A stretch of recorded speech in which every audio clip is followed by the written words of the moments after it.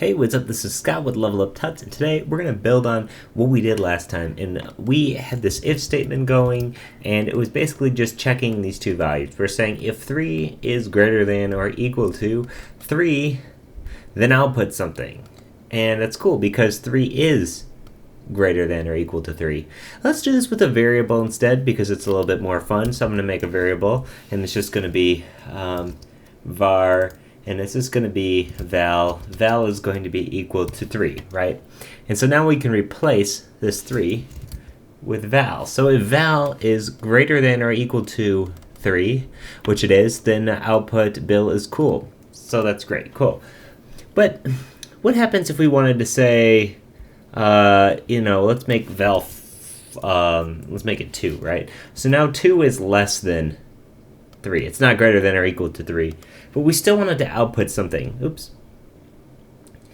And we wanted to output something different than if it were to just output, Bill is cool. So we want this to say Scott is cool if this value is incorrect. So if we were to have this say, like, Scott is cool right here, what would happen is no matter what, it would say Bill is cool because if this equaled true, then it would say Bill is cool, and then it would say Scott is cool. But we want to only say this if this is false. So how do we specify that? Well, we can use something like an else. So after this first bracket here, you're going to have a space, and you can type else, and then you'll do 2 more brackets, just like that. And now we're going to put this other console log inside of here.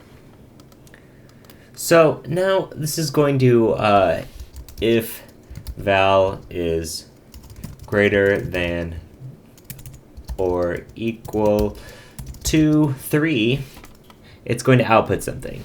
However, if it's not, it's going to output something else. So since val is equal to 2, it would check this here, say false, and say else, Scott is cool. So you can think of this just as like a sentence. If blah, blah, blah, otherwise do this. And so this is this otherwise here. We're having this here. Well, you can have even more control over that. What happens if you want another check, right? So what if you want to say if value is greater than 0, output Bill is cool. Okay. And now we want to say else if value is, we want to say if value is less than 0. And so now this is going to say, otherwise, if value is less than 0, output Scott is cool. Now if we have value is equal to 0, we're going to want another else in here. And this is going to say console.log. No one is cool at all.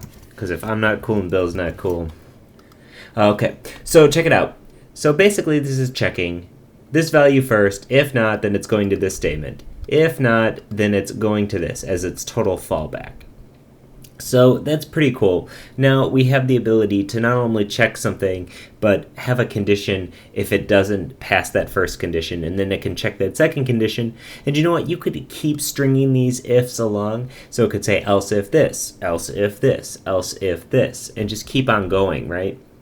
And in fact, there's actually a way that JavaScript and most coding languages make this really easy on you. And that way is something called a switch statement. And we're going to be going over switch statement in the next video. So hang tight, and we're going to do an extended else if sort of situation using a switch statement.